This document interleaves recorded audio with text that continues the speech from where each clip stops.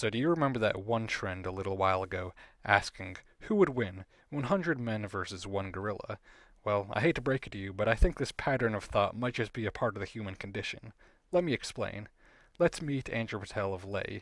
He was an English sailor and or pirate towards the end of the 1500s, who in about 1590 or so, after getting into some trouble in the Americas, got imprisoned in Portuguese Angola, and even after his release it took him nearly 2 decades to finally return back to his home island of Britain, which is where he would meet this man, Samuel Purchas. Purchas, being our singular source on this Mr. Battelle, name drops him once in a 1614 publication as a man whose experiences he would eventually publish. He would follow through on that in his record-breaking 1625 book, Purchas's Pilgrims, which among many other things featured a testimony of Battelle's experiences on the coast of the Congo rainforest. Nestled inside the reports by him is the description of a greater monster called the Pongo, which is compared to a lesser monster called the Ngeko. Not much is said of this Ngeko, but etymologically it is nearly identical to known indigenous name for chimpanzees near the Congo River, so the correlation there is pretty clear in my opinion.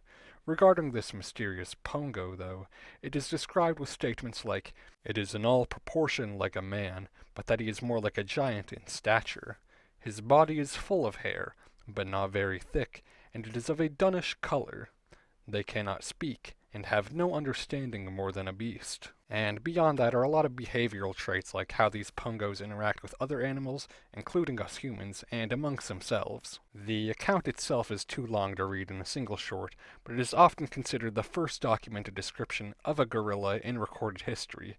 There are a few other sources that could challenge that claim, but this one tends to go undisputed regarding the consensus assertion that this is drawing from indigenous understandings of gorillas. If then these pongos truly were gorillas, that makes a certain line found in Purchas's publication closely resemble the jokes our culture temporarily latched onto 400 years later. Quote, "These pongos are never taken alive, because they are so strong that 10 men cannot hold one of them." End quote. So yeah, in what may very well be the first mention of the gorilla species on record, one of the ways we endeavor to describe it is by pondering how many men may be needed in order to subdue it. Concerningly though, if these are gorillas, it seems that in just 400 years, the estimation of our collective combative strength against them has become 10 times weaker.